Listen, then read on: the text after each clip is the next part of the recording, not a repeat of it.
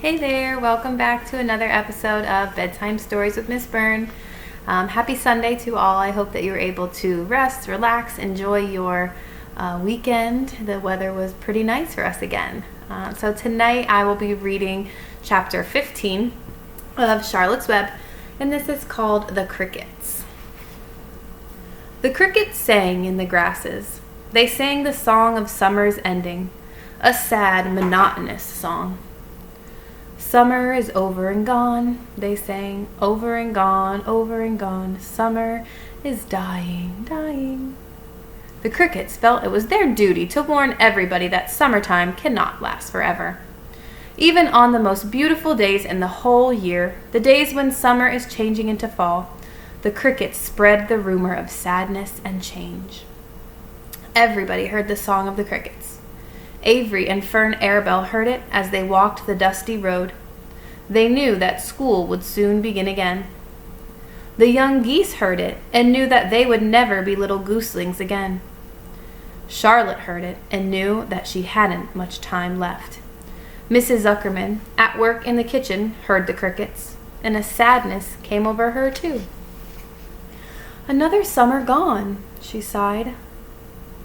Lurvy, at work building a crate for Wilbur, heard the song and knew it was time to dig potatoes. "Summer is over and gone," repeated the crickets. "How many nights till the frost?" sang the crickets. "Goodbye, summer, goodbye, goodbye." The sheep heard the crickets, and they felt so uneasy they broke a hole in the pasture fence and wandered up into the field across the road. The gander discovered the hole and led his family through, and they walked to the orchard and ate the apples that were lying on the ground. A little maple tree in the swamp heard the cricket song and turned bright red with anxiety.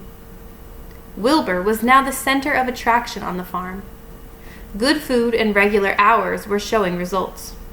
Wilbur was a pig any man would be proud of. One day, more than 100 people came to stand at his yard and admire him. Charlotte had written the word radiant, and Wilbur really looked radiant as he stood in the golden sunlight. Ever since the spider had befriended him, he had done his best to live up to his reputation. When Charlotte's Web said, "some pig," Wilbur had tried hard to look like some pig. When Charlotte's Web said, "terrific," Wilbur had tried to look terrific. And now that the web said radiant, he did everything possible to make himself glow. It is not easy to look radiant, but Wilbur threw himself into it with a will. He would turn his head slightly and blink his long eyelashes. Then he would breathe deeply, and when his audience grew bored, he would spring into the air and do a backflip with a half twist. At this, the crowd would yell and cheer. "How's that for a pig?" Mr. Zuckerman would ask, well pleased with himself. "That pig is radiant." Some of Wilbur's friends in the barn worried for fear all this attention would go to his head and make him stuck up. But it never did. Wilbur was modest. Fame did not spoil him. He still worried some about the future, as he could hardly believe that a mere spider would be able to save his life. Sometimes, at night, he would have a bad dream. He would dream that men were coming to get him with knives and guns, but that was only a dream. In the daytime, Wilbur usually felt happy and confident. No pig ever had truer friends, and he realized that friendship is one of the most satisfying things in the world. Even the song of the crickets did not make Wilbur too sad. He knew it was almost time for the county fair, and he was looking forward to the trip. If he could distinguish himself at the fair and maybe win some prize money, he was sure Zuckerman would let him live. Charlotte had worries of her own, but she kept quiet about them. One morning, Wilbur asked her about the fair. "You're going with me, aren't you, Charlotte?" he said.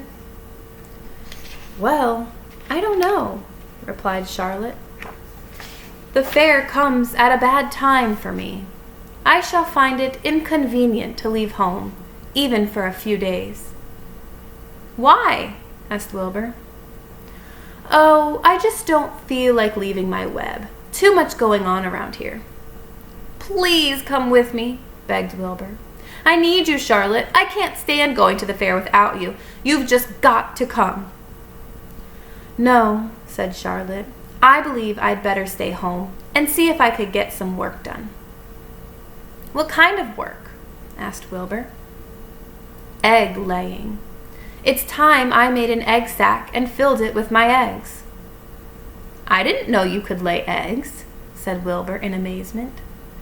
"Oh, sure," said the spider. "I'm versatile." "What does versatile mean? Full of eggs?" asked Wilbur.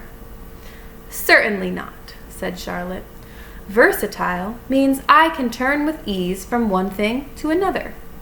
It means I don't have to limit my activities to spinning and trapping and stunts like that." "Why don't you come with me to the fairgrounds and lay your eggs there?" pleaded Wilbur. "It would be wonderful fun." Charlotte gave her web a twitch and moodily watched it sway. "I'm afraid not," she said. "You don't know the first thing about egg laying, Wilbur. I can't arrange my family duties to suit the management of the county fair. When I get ready to lay eggs, I have to lay eggs, fair or no fair. However, I don't want you to worry about it. You might lose weight. We'll leave it this way. I'll come to the fair if I possibly can." "Oh, good," said Wilbur. "I knew you wouldn't forsake me just when I needed you most." All that day, Wilbur stayed inside, taking life easy in the straw. Charlotte rested and ate a grasshopper. She knew that she couldn't help Wilbur much longer. In a few days, she would have to drop everything and build a beautiful little sack that would hold her eggs. Okay, that is the end of chapter 15. So summer is coming to an end, and after summer comes fall and then that cold winter weather. So Wilbur's trying to save his fate here. Hopefully he can, him and Charlotte. Now chapter 16 is called Off to the Fair. So we will see if Wilbur can win some kind of prize for being the best pig out there. I'll see you back tomorrow night for that chapter. Bye-bye.